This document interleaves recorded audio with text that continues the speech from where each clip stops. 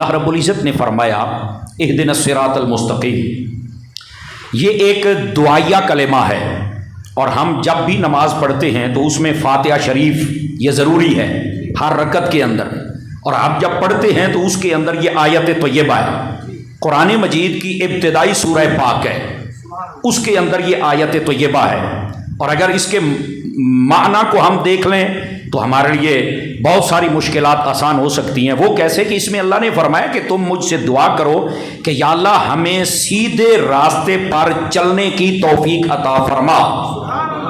سمجھ آ رہی ہے آپ حضرات کو؟ یہ اس آیت طیبہ کا مفہوم ہے، بالکل سادہ مفہوم میں نے آپ کی خدمت میں عرض کیا ہے۔ اب یہ ایک بہت بڑا سمجھے عقدہ ہے جس کو ہم نے حل کرنا ہے، مسئلہ لا ینحل بنا دیا لوگوں نے۔ صراط مستقیم پر کون ہے؟ سیدھا راستہ، ٹھیک ہے۔ اب ہر بندہ کہتا ہے کہ میں سیدھے راستے پر ہوں، جس کو آپ دیکھ لیں وہ کسی بھی مکتبہ فکر سے تعلق رکھے وہ کہتا ہے میں سیدھے راستے پر ہوں، لیکن یہ کون تعین کرے گا کہ سیدھے راستے پر کون ہے؟ تو یہ قرآن ہی تعین کرے گا۔ سمجھ آ رہی ہے نا جی؟ نہ میری بات سب سے آگے جا سکتی ہے، نہ میرے باپ کی بات جا سکتی ہے، نہ اس کی جا سکتی ہے، نہ اس کے باپ کی جا سکتی ہے۔ بات وہ جائے گی جو میرے رب کی ہے یا میرے رب کے پیارے مصطفیٰ کی ہے صلی اللہ علیہ وسلم، وہ بات قابل قبول ہوگی۔ کا بات تو بھئی آپ کی ٹھیک ہے تاری صاحب، تو پھر سیدھے راستے پر ہے کون؟ تو میں نے کہا اس سے اگلی آیت پڑھ لو تمہیں پتہ چل جائے گا سیدھے راستے پر کون ہے۔ یا اللہ میں سیدھے راستے پر چلنے کی توفیق عطا فرما، اور ساتھ ہی بتا دیا صراط الذین انعمت علیہم، سیدھا راستہ ان لوگوں کا ہے جن پر اللہ کا انعام ہوا ہے۔ سمجھ آ رہی ہے؟ پہلے تھا سیدھے راستے پر چلنا ہے، سبھی نے کہا سیدھا راستہ ہمارا ہے، تو ہم نے کہا قرآن کہتا ہے جن پر اللہ کا انعام ہوا ہے، تو وہ کہنے لگے ہمارے اوپر اللہ کا انعام نہیں ہے۔ او بھائی میری ایک مسجد تھی اب 2 ہو گئی، کیا یہ انعام نہیں ہے؟ میرا ایک مدرسہ تھا 2 ہو گیا، کیا انعام نہیں ہے؟ او میری ایک دکان تھی 2 ہو گئی، کیا یہ انعام نہیں ہے؟ میرا ایک بیٹا تھا جوڑی رڑ گئی، تو کیا یہ انعام نہیں ہے؟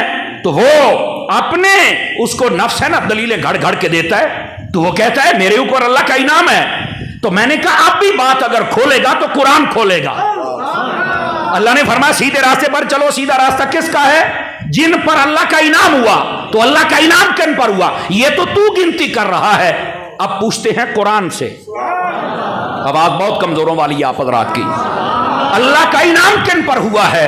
تو اللہ نے قرآن مجید کے 5ویں پارے میں واضح کر دیا، انعم اللہ علیہم من النبیین والصدیقین والشہداء والصالحین، فرمایا کہ اللہ کا انعام ہوا ہے نبیوں پر، صدیقوں پر، شہیدوں پر اور ولیوں پر۔ سمجھ آ رہی ہے؟ یہ ہیں وہ لوگ جن پر اللہ کا انعام ہوا ہے، اور ان لوگوں کے راستے پر چلنا ہے۔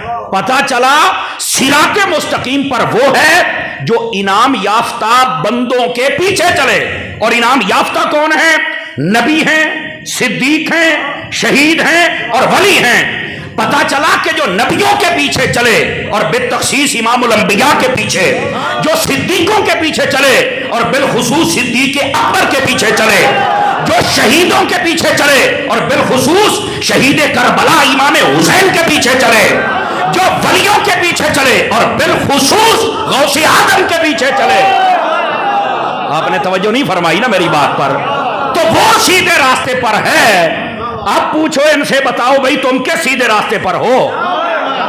آواز کمزوروں والی ہے آپ حضرات کی، فرنٹ سیٹوں والے ذرا دھیان کرو۔ سمجھ آ رہی ہے میری بات کی؟ تو اس آیت نے سارا مسئلہ حل کر دیا، سیدھے راستے پر کون ہے؟ جن پر اللہ کا انعام ہے، اور انعام ان لوگوں پر ہے۔ اب جو بندہ ادھر دیکھو کلمہ پڑھ کے ہر بندہ منہ اٹھا کے چل پڑتا ہے، اور جی سانو نہیں پتہ لگتا سکے دے پیچھے ٹریے۔ اب میں نے کہا سنو بابا، کلمہ پڑھ کے نبیوں کے پیچھے چل، سیدھا راستہ ہے۔ صدیقوں کے پیچھے چل، سیدھا راستہ ہے۔ شہیدوں کے پیچھے چل، سیدھا راستہ ہے۔ ولیوں کے پیچھے چل، سیدھا راستہ ہے۔ توجہ، جو کلمہ پڑھ کے نبیوں اور صدیقوں، شہیدوں اور ولیوں کے پیچھے چلے وہ سیدھے راستے پر ہے، اور جو ان سے جلے، توجہ نہیں فرمائی آپ حضرات نے؟ مسئلہ کھل گیا؟ یہ تھا مسئلہ جو آپ کو سمجھانا تھا۔